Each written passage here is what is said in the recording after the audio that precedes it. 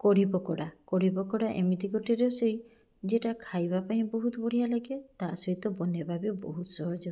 आगुरी छोट बेले जिते माछ मांस नाला माँ बहुत भल पाइकी ये रेसिपीटा बनई दियंती आमे भाई भौणी समस्ते आंगुली चाटिकी खाईदेउ।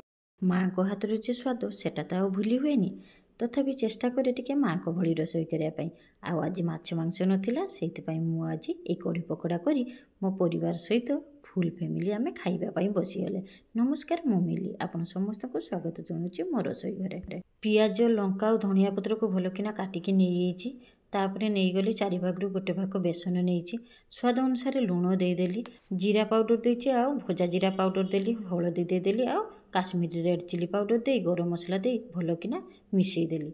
मिसई सारा पर अल्प अल्प पानी दे ताको भल किना मिक्स कर दौची भल किना मिसई देले लुण हल्दी जीरा गुंड सब भल किना मिसीगला पर देखंतु एबे आको गरम तेल रे भाजी नबा। एपटे तेलटा को गरम करके रखी तापर मु पकोड़ा गुड़ा को तेल रे पहरिया छाड़देली। एपटे तेल रे पहरुचंती पकोड़ा गुड़ा मीडियम फ्लेम रे देची हाई फ्लेम रे देले पकोड़ा गुड़ा सब पुड़ी जिवो आउ भितरटा कंचा रही जिवो सेइतिपई मीडियम फ्लेम रे देई सब पकोड़ा गुड़ा को बहुत बढ़िया किना भाजी नेची। देखंतु पकोड़ा गुड़ा बहुत बढ़िया हेची। एबे पकोड़ा गुड़ा तो सब हो गला एपटे अलगा गोटे पात्र नबा सेटार 4 भागरू गोटे भाग नबा बेसन आ 4 भागरू 3 भाग नबा दही नहीं सारा पर भल किना मिसेइबा अल्प अल्प पानी दे दही आ बेसनटा को भल किना मिसेई दबा। मिसीगला पर आउ थे अल्प अल्प पानी दे लिक्विडटा बनईदबा। एपटे बेसन घोल हो एपटे गोटे फ्राए पैन नहीं 2 चामच तेल गरम करिया सेटार हिंग मेथी दाना जीरा आउ सोरिष दे सारा पर किछि रसुण कुची करके रखी ताकू देदेली कंचा लंका शुखला लंका आ भुसुंगा पत्र दे भल किना टिके भाजी नेली।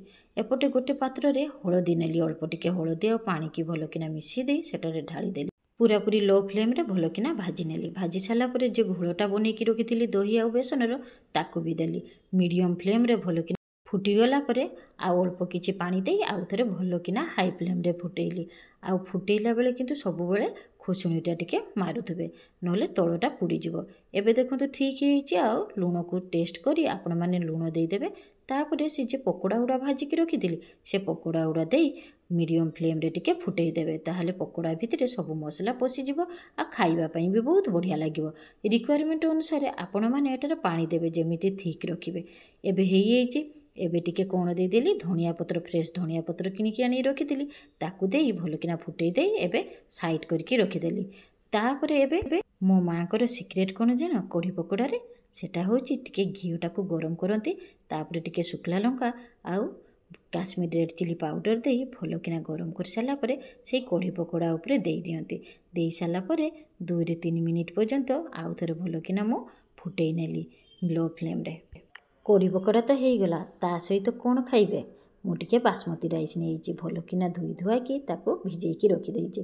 एपटे भल किना पानीटा को गरम कली कर सारा पर सेटारे लुण देदेली लुण दे सारा पर से बासमती राइस की ता भितर देदेची देकी भल किना फुटे नेली 80% पर्यंत भल किना चाउलटा को फुटे नहीं केते सुंदर फुटी और लंबा लंबा एबे चाउलटा को छांकी रखी दउची चाउलटा को ठंडा करने रखिदेची। एपटे गोटे कढ़ा नहीं कढ़ाटा नहीं सेटार 2 चामच घी देदेली घीटा भल किना गरम हो सारा पर टिके तेजपत्र शुखला लंका और डालचीनी गुजराती देदेली दे सारिकी जीरा दउची जीरा राइस जेतेबेले बनाउची जीराटा टिके बेसी तो देबी जीराटा दे सारा पर ताको भल किना भाजी नेली भाजी सारा पर चाउलटा को जे बनईकी रखी भात करके रखी ताको देदेली दे सारी मीडियम रु लो फ्लेम रे भल किना चाउल सहित जीरार तड़काटा सब भल किना मिक्स करदेली कर सारा पर धनिया पत्र दे गार्निश करदे भल किना हेची आमर पूरा टेस्टी जीरा राइस सहित कढ़ी चावल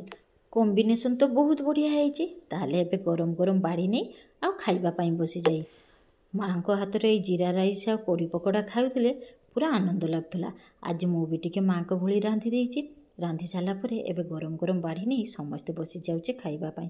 जदि मोर रेसिपीटा आज भल लगी ताले गोटे लाइक कमेंट शेयर तो निहाती करेंगे ता सहित मो चैनल को सब्सक्राइब करूँ बेल आइकन दबातु देखिए यही मो माँ को हाथ में बहुत बढ़िया बढ़िया रेसिपी आनी जेटा आपको नोटिफिकेशन जाऊँगी। समस्ते भल रुहतु। जय जगन्नाथ नमस्कार।